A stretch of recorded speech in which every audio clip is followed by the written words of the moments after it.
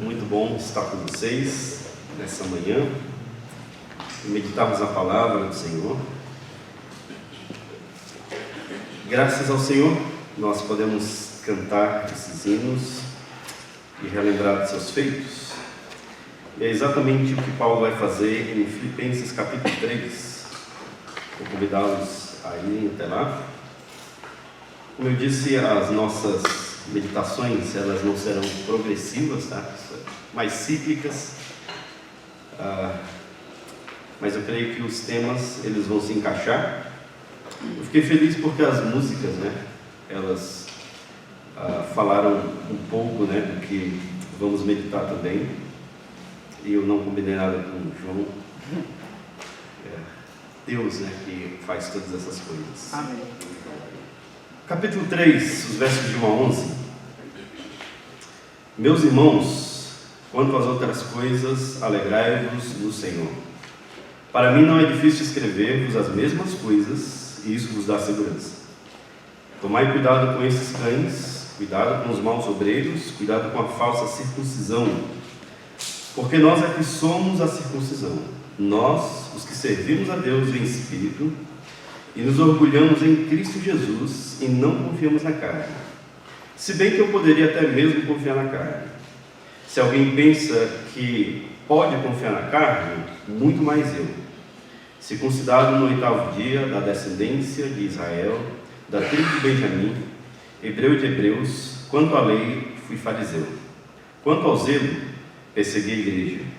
Quanto à justiça que há na lei, eu era irrepreensível. Mas o que para mim era lucro, passei a considerar perda por amor de Cristo. Sim, de fato também considero todas as coisas como perda comparadas com a superioridade do conhecimento de Jesus Cristo, meu Senhor, pelo qual perdi todas essas coisas. Eu as considero como esterco para que possa ganhar Cristo, e se achado nele, não tendo por minha a justiça que procede da lei, mas sim a que procede da fé em Cristo, a saber, a justiça que vem de Deus pela fé, para conhecer Cristo e o poder da sua ressurreição e a participação nos seus sofrimentos, identificando-me com ele na sua morte, para ver se de algum modo consigo chegar à ressurreição dos mortos. Vamos orar. Senhor nosso Deus, nós agradecemos mais uma vez por essa manhã, pedimos que o Senhor fale aos nossos corações, nos traga, Deus, motivo de alegria, exortação, mudança, esperança e confiança no Senhor. Abençoe os seminaristas, os irmãos presentes, os professores, que coloquemos, ó Deus, a nossa confiança e esperança sempre no Senhor. Assim oramos, agradecidos no nome de Jesus. Amém. Amém. Nesse capítulo 3, então, nós somos chamados a avaliar ou a considerar a nossa vida à luz da justiça de Cristo, a fim de que a nossa confiança esteja nele e não naquilo que podemos produzir. O capítulo 3, alguns estudiosos consideram como uma digressão, então, entre eles, um debate se Filipenses são duas cartas unidas em uma, porque Paulo ele inicia quanto às outras coisas, meus irmãos, quanto às outras coisas. Isso muda totalmente, o capítulo 1 e o capítulo 2, Só que o que é chamado de digressão, que é uma espécie de fuga, ela existe, ou existia nas literaturas antigas, discursos de textos. Então era comum o escritor sair de um local para outro, E aí nesse texto o apóstolo ele vai lidar com algumas questões importantes que são relacionadas para o nosso progresso da fé, o progresso dos filipenses e também os nossos. Eu esqueci de mencionar, compactei o resumo do nosso contexto histórico, mas a cidade de Filipos provavelmente não tinha judeu, ou tinha poucos judeus, aliás, ou tinha judeus, mas a cultura romana era tão forte que eles não criaram uma sinagoga. Então, pelo menos a regra é o mínimo 10 pessoas, né, israelita, para se ter uma sinagoga. E Paulo, ele muda a estratégia quando vai em Filipos, né? Então, se você olhar a primeira e a terceira viagem missionária, ele sempre está na sinagoga, arrazoando, né, humilhando lá as pessoas com os discursos e mostrando Cristo. Mas em Filipos não há essa estratégia. Então ele muda, tanto que ele encontra a Lídia e as mulheres orando em um local, e aí há uma conversação. Lídia entende o Evangelho e se converte juntamente com a sua casa. Nesse texto nós temos a seguinte estrutura: há 2 mandamentos que são bases para ele alertar a nossa relação à lei e ao mesmo tempo nos fazer pensar a nossa relação com Cristo. Paulo usa o seu próprio testemunho. Então o texto não é algo hipotético, mas é uma literalidade de Paulo falando sobre si. De alguma forma, mesmo não tendo uma sinagoga, há a possibilidade de terem judaizantes, né, prosélitos na cidade de Filipos, ou eles haviam passado que aquela doutrina, né, da circuncisão, ou ter Cristo e mais circuncisão, havia passado ali, e ele está combatendo isso em Filipenses 3. Então vamos avaliar agora os primeiros mandamentos. No verso 1, ele nos chama a alegrar-se no Senhor, né, em forma de mandamento. Alegrai-vos no Senhor, ou regozijai-vos, pode ser a sua versão. Essa vai ser uma repetição na carta, né, como falamos ontem. E o significado dessa alegria não é experimentada de modo passivo, tá? É uma alegria que você se torna ativa. Então você não fica parado, não espera para sentir essa alegria, mas você precisa fazer algo para experimentar.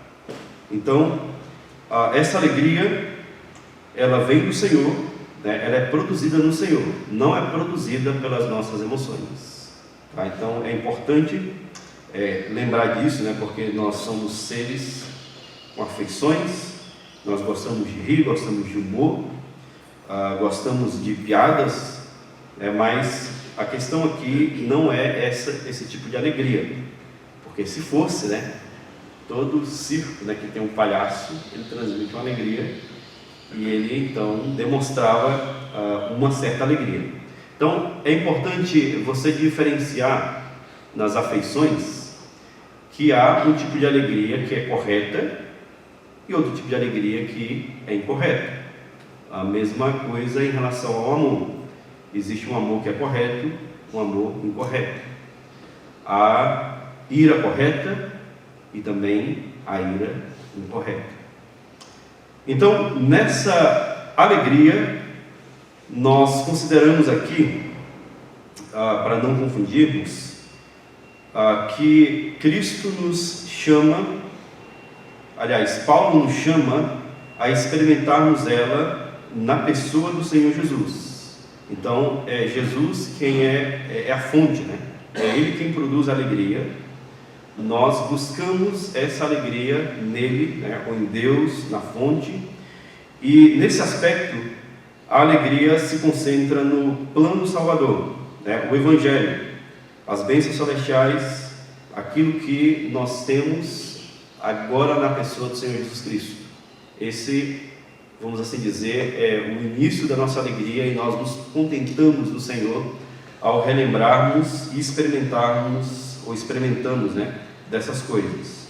Então essa alegria, ela não pode ser produzida por circunstâncias externas ou externas.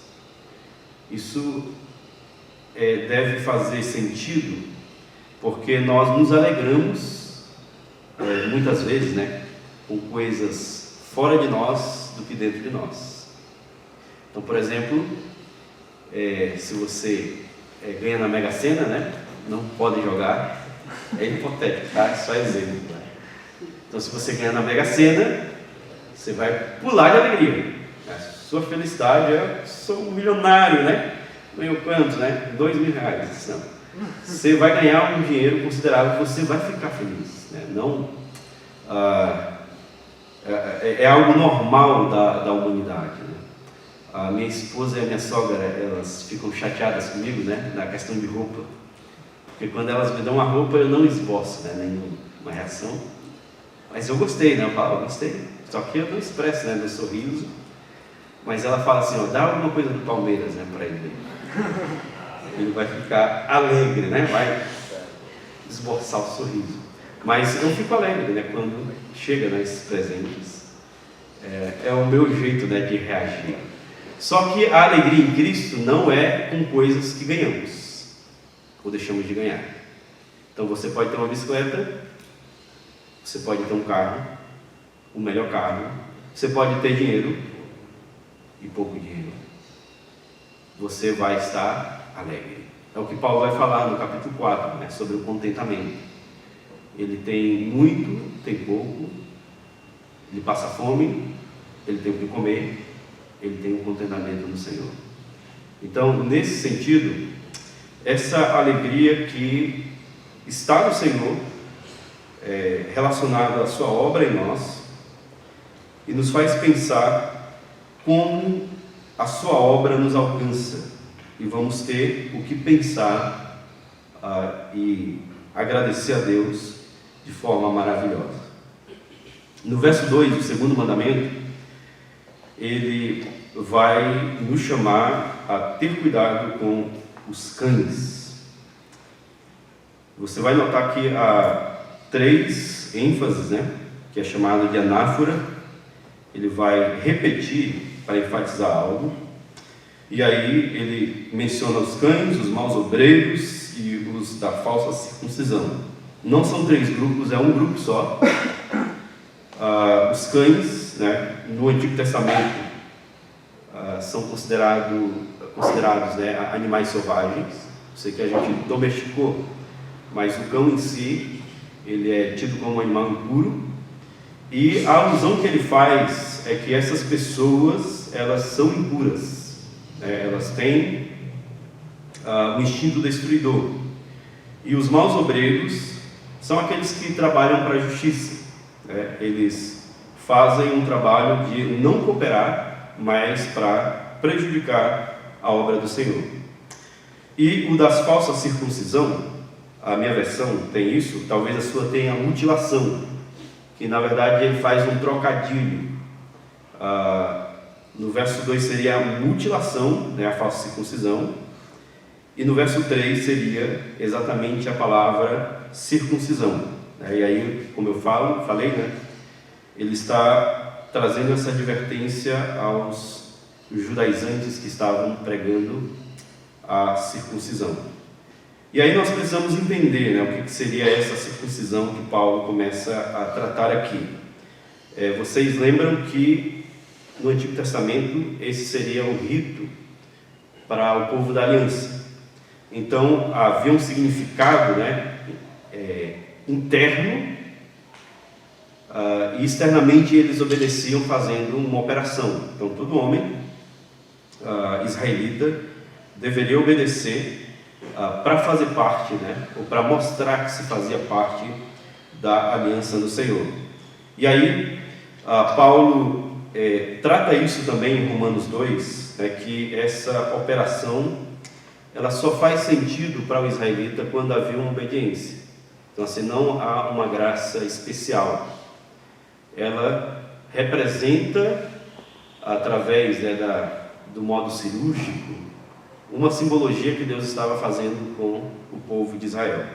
Então a dificuldade é que quando inicia, né, o período da igreja, muitos judeus eles estavam obrigando os cristãos gentios a viverem como na época de Moisés.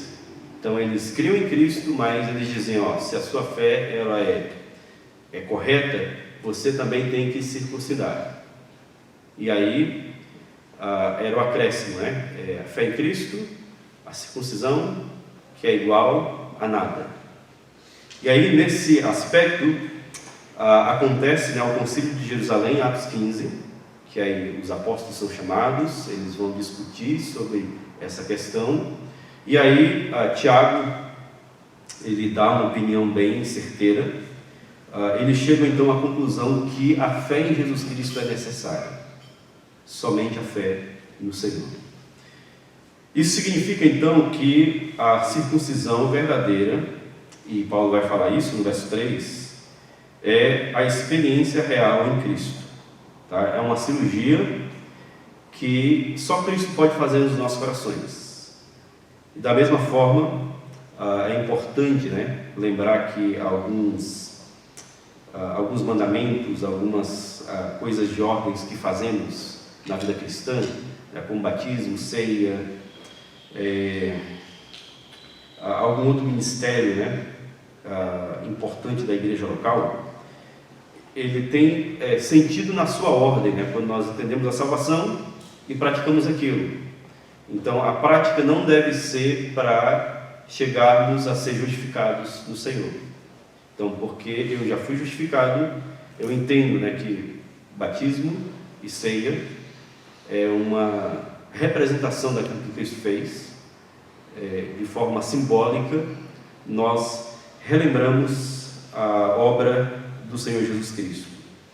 E a partir do verso 3, então, ele menciona o nosso estado espiritual, dizendo então que somos identificados com o Senhor espiritualmente. Note que Paulo está falando com os gentios, né?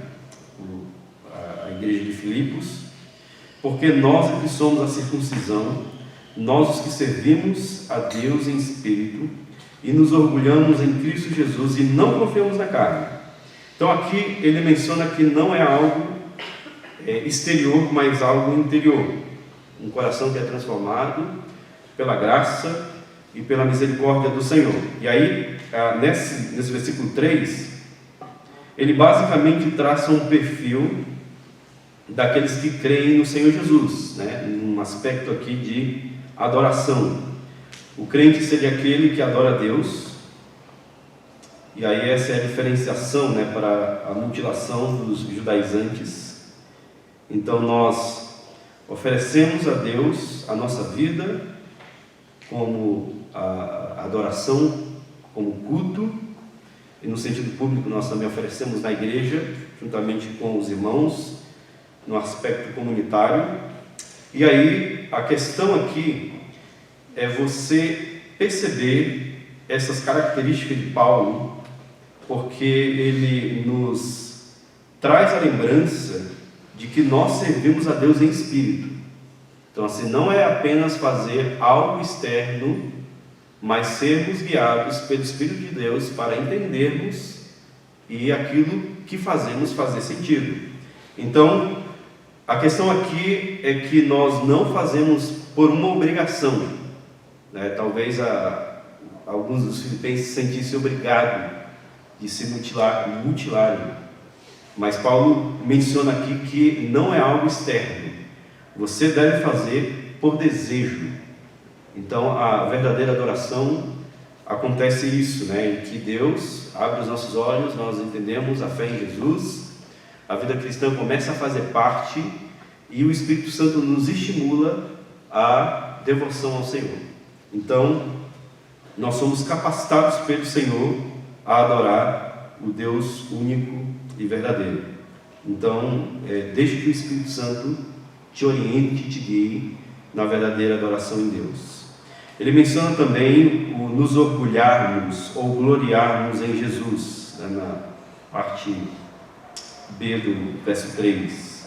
E essa descrição é uma concentração também da nossa vida. Essa glorificação é o que nos leva a devotar as nossas vidas em Jesus, a dizer que nós dependemos, nós estamos nele e falamos dele em alto e bom som. Se assemelha aqui um pouco o nosso contexto de futebol. Vocês já perceberam que praticamente, né, todo time ele tem uma torcida fanática, né? Tem uma ala que é mais fanática, né, que é chamada de torcida organizada.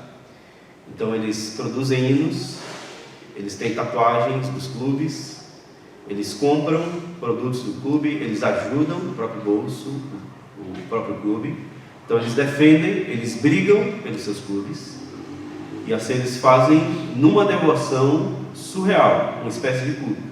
Eles vão ao estádio, eles cantam, eles ficam nervosos, eles apoiam, né, os 90 minutos do seu time, e aí eles têm argumento para falar sobre o time. Ele vai mostrar sempre que o time dele é o melhor, né? Lá em casa, quando o meu perde, eu falo, não, eles deixaram, né? Não, foi roubado. Mas sempre tem um argumento. E aí eles falam em alto bom som sobre os jogadores, né? Uma instituição que não conhece eles, não sabe como eles vivem, não sabe como são suas famílias. Eles atravessam o oceano para apoiar os seus clubes. E na comparação aqui, esse gloriar em Jesus se assemelha a isso. Nós devemos entender, falar, persuadir. Nós devemos, não precisa se tatuar, né? Mas nós devemos estar cheios de Jesus a tal ponto que nós nos orgulhamos dele. Nós temos o que falar e o que viver desse Senhor Jesus. E aí ele cita no final do verso 3 que nós não confiamos na carne, que vai ser aqui a deixa que ele vai, a partir do verso 4, trabalhar, né? Se confiar na carne é basicamente não confiar na nacionalidade ou nas tradições culturais, tá? Então isso aqui é importante porque é tentador para nós, né, que estamos no seminário, envolvidos em teologia, pela confiança daquilo que nós recebemos, né, e alcançamos com o nosso desenvolvimento intelectual. Então, você precisa trabalhar com humildade, não pode ser melhor que ninguém na sua igreja local ou com seus amigos. Por mais que o seu conhecimento é mais amplo, por mais que você estude, né, inglês, grego, o seu português é mais apurado do que os outros, você não pode confiar no seu conhecimento, nas suas tradições, naquilo que o seu corpo ou a sua mente pode produzir. E aí, a partir do verso 4 a 11, ele avalia a excelência do conhecimento de Cristo, né? Então, os versos de 4 a 6, ele inicia então mostrando aqui os seus requisitos, né, o seu currículo. Ele diz no verso 4 que ele poderia muito bem confiar na carne, e a partir do verso 5, então, ele menciona, né, o que era a sua linhagem. A comparação aqui de Paulo era dizer o seguinte, que ele tinha o pedigree certo. Então, assim, ele era originalmente um israelita. Aquelas pessoas que passaram em Filipos, eles eram dublê de israelitas. Então, eles tinham um sabor, né? Sabor de israelitas, mas eles não eram. Eles eram prosélitos e estavam ensinando algo. E Paulo diz, originalmente, eu poderia confiar nisso. E aí ele começa a descrever que ele era da linhagem, né, da descendência de Israel, da tribo de Benjamim, e a alusão aqui é possivelmente a lealdade que Judá e Benjamim tiveram no reinado, né, de Davi. Ele menciona também que era hebreu de hebreus, né, enquanto ali era fariseu. Os fariseus eram, né, o maior grupo na época de Jesus, na época de Paulo. Após a destruição do templo, todos aqueles grupos religiosos, né, os que sobram são os fariseus. Então, eles tinham um apego pela lei, tinham um nível elevado, intelectual, né? Tinha força política também, se achavam os detentores da verdade. O verso 6 ele também fala de um zelo da lei, né? Então ele entendia no judaísmo que era tão impregnado, né? Estava no seu DNA, que ele foi perseguidor da igreja. Então havia aqui um excesso de zelo. E aí o argumento dele então é dizer que ele não era alguém amador, mas alguém que viveu exatamente aquilo que os judaizantes estavam tentando pregar. Aí Paulo falava, ó, não é por esse caminho, vocês precisam avaliar algo maior. E aí no verso 7 está a parte do hino que nós cantamos, né? Mas o que para mim era lucro, passei a considerar como perda por amor de Cristo. Então todo esse currículo, toda essa tradição, essa forma cultural, ele entende que não tem valor. E isso, mais uma vez, né, traz para nós, né, o título que você for ter, se você um bacharel, um mestre, um doutor, você precisa tratar as pessoas normalmente. Você não precisa apenas ficar no grupo, né, dos mestres e dos doutores. Não tem que ter um nicho só para você, por conta da sua intelectualidade. Fale com pessoas simples da sua igreja. Fale com pessoas entendidas também. Então, seja do povo, seja alguém comum, tá? Seja pessoa normal, como Cristo foi, como o apóstolo Paulo também foi. Então, a visão dele aqui é que há algo novo por conta desse amor que ele foi achado, né, ou considerado em Jesus. O verso 8 ele enfatiza de novo que ele considera todas as coisas como perda comparadas à superioridade do Senhor Jesus. Então aqui o conhecimento de Jesus nos leva a deixar tudo que temos em segundo plano. Então é maior ou melhor conhecer Jesus do que termos todas as nossas listas de desejos feitas, realizadas. E aí o apóstolo menciona essas perdas, que na verdade elas são ganhos na pessoa de Jesus. Ele considera todas essas coisas, né, como esterco, uma palavra até forte, mas algo que é rebaixado por conta do conhecimento de Jesus. E os ganhos é que ele é achado, ele tem essa superioridade do conhecimento e principalmente ele enfatiza aqui a justiça de Deus. Então Paulo entende que a justificação ela é a fé em Cristo e não a confiança na lei ou a confiança daquilo que nós podemos produzir.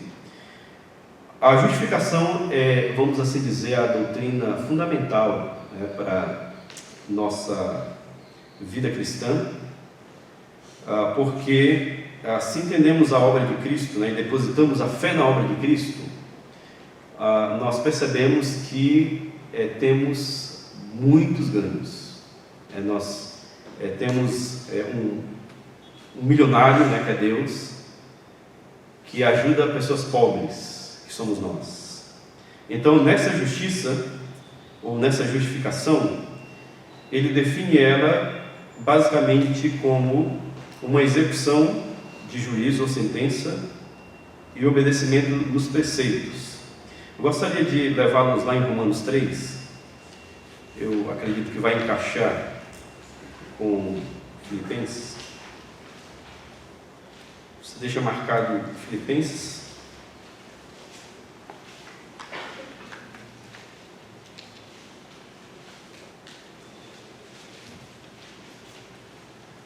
Romanos 3, o verso 20 e 22, aqui Paulo expõe um aspecto da justificação, dizendo o seguinte, Romanos 3, verso 20. Porque ninguém será justificado diante dele pelas obras da lei, pois pela lei vem o pleno conhecimento do pecado.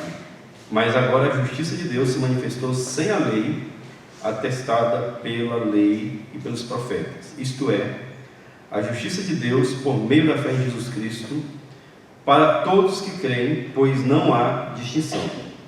Então, ele mostra aqui a nossa conformidade, ou a conformidade da lei, que ela não tem poder, mas sim a justiça que adquirimos pela fé na pessoa de Jesus Cristo. E aí ele diz que não há distinção, tanto israelita, judeu, grego, gentil, pela fé eles são aceitos na pessoa de Jesus. O verso 25 e 26 de Romanos: a quem Deus ofereceu como sacrifício propiciatório por meio da fé pelo seu sangue, para a demonstração da sua justiça, na sua paciência, Deus deixou de punir os pecados anteriormente cometidos, para a demonstração da sua justiça no tempo presente, para que ele seja justo e também justificador daquele que tem fé em Jesus. E aqui então ele expõe esse aspecto da justiça, que é Deus impondo algo sobre nós. Então perceba que é um padrão alto viver sobre a obediência da lei, porque a lei ela vai nos mostrar o pecado, o que é errado em nós, e nós não conseguimos ter paz com Deus ou um relacionamento e ser justificados por Deus. E aí, o que o apóstolo nos fala, tanto em Romanos quanto em Filipenses, é que Cristo nos dá essa justificação. Ou nós precisamos algo fora de nós. Deus em Cristo nos declara justos. Então, pela nossa produção, nós não conseguimos atingir aquilo que Deus quer de nós, mesmo pela obediência da lei. A lei só vai nos mostrar que estamos errados, não conseguimos nos desprender ou nos aproximar de Deus. Nós precisamos do conhecimento de Cristo, foi isso que Paulo encontrou. E aí, voltando lá para Filipenses, no verso 9, ele vai dizer: se achado nele, não tendo a minha justiça que procede da lei, mas sim a que procede da fé em Cristo, a saber, a justiça que vem de Deus pela fé. Então, a declaração dele aqui é que Deus provê essa justificação. Então, a justiça que não, vamos assim dizer, conseguimos alcançar, é Deus quem dá, é Deus quem faz que em Cristo, nós chegando a Ele pela fé, sejamos aceitos, mesmo quando violamos, tentamos nos nossos próprios méritos alcançar a Deus. Então nós somos justificados na pessoa de Jesus Cristo. E aí nós temos aqui que essa sabedoria ou essa justiça deve nos fazer pensar nesse relacionamento que estamos na pessoa de Jesus. É esse o conhecimento que Paulo diz que é superior, conhecer a Deus. É um conhecimento que ele é superior a qualquer coisa que você pode comparar. Então, se chegamos a esse conhecimento, e esse conhecimento diz respeito a termos uma intimidade, termos algo experimental, um companheirismo íntimo, nós nos concentramos nele, e aí a vida passa a fazer sentido a nós, no culto que prestamos ao Senhor e na vida que vivemos com o Senhor. O apóstolo Paulo, no final do verso 10, ele identifica esse conhecimento com a participação no sofrimento de Jesus.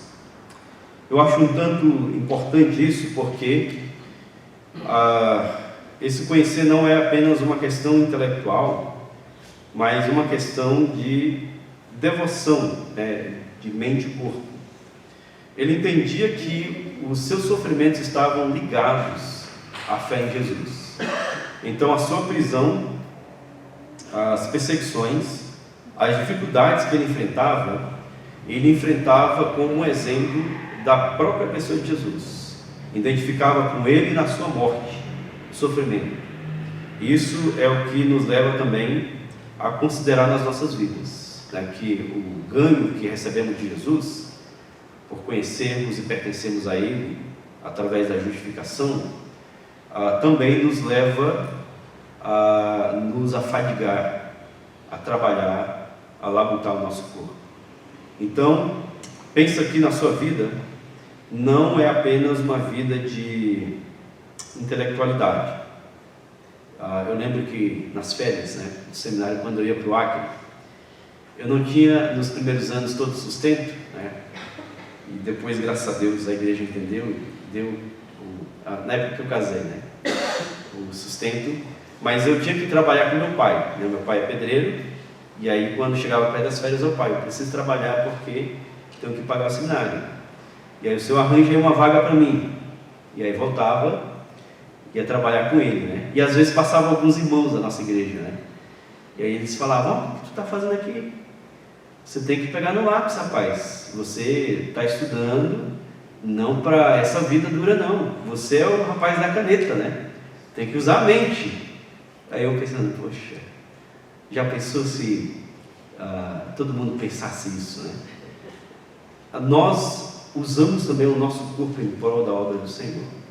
A nossa vida não é apenas, né, como pastores, né, esposas, missionários, missionárias, ordenar as pessoas, né, vocês fazem e eu só articulo aqui, né, eu sou o líder de vocês, sou empreendedor, vocês só executam. Não, vocês precisam lembrar que nós também somos exemplos, né, como o apóstolo Paulo era. Você também faz, usa o seu corpo, e isso trazendo a identificação com o Senhor. Então, uma vida de sofrimento é uma vida que espera todos os crentes. Todos. Muitos de vocês vão padecer com saúde, muitos de vocês terão dificuldades financeiras, dificuldades relacionais, muitos de vocês terão outros sofrimentos. Só que eu estou falando aqui não é por amor ao sofrimento, é porque é a nossa realidade de identificarmos com Jesus. Há um grupo, né, neopentecostal, que eles se identificam, né, como príncipes, né, príncipe do Senhor, ou princesa do Senhor. Príncipe, como é que você vai, né? Então a mentalidade é porque Deus é rei, você tem que estar nas alturas, né? Mas o nosso Deus e rei, ele se fez servo. E Paulo entendia isso, o conhecimento que eu cheguei a Jesus me faz também sofrer por Jesus. Então, nessa revelação, que é conhecer Deus, que nós conhecemos, o amor a Jesus, a fé e a justificação, nos faz a ter experiência profunda, íntima com Deus. E queira Deus, né, que talvez você tenha uma vida humanamente, né, física, de sucesso. Lembra sempre que você é exemplo para que esse sofrer, esse padecer, usar o corpo, usar a mente, tenha um real sentido para Jesus. Quando nós não conhecemos Jesus, nós usávamos nosso corpo, a nossa mente para os nossos desejos. Agora nós precisamos concentrar, né, a nossa energia, a nossa inteligência, o nosso amor, para que Deus seja glorificado. Nessa reflexão então de Filipenses 3, nós podemos ver os resultados daquilo que adquirimos em Jesus. Se você faz um comparativo, o que você era antes de conhecer Jesus e depois que conheceu Jesus, você verá que tem muitos benefícios. Você tem muita coisa para agradecer a Deus, tem muita bênção, né, para relatar, E essa é a lembrança que Paulo nos leva a considerar a nossa vida de adoração, a nossa obediência, né, aos mandamentos do Senhor, de nos alegrarmos, de termos cuidado também com doutrinas ou ensinos que podem nos afastar de Jesus. Lembrar que na justificação nós somos livres da penalidade, da lei, da condenação, somos isentos de culpas, livres do medo, e isso nós adquirimos somente na pessoa do nosso Senhor Jesus Cristo. Então, que Deus ajude você, que você lembre desses benefícios, que em Cristo você tem tudo. Nada, ninguém pode te acusar. Deus te dá essa justiça como dom, e nós temos essa esperança que Cristo é tudo, Ele faz tudo, e nós somente cremos, mantemos a nossa confiança nele. Senhor, nosso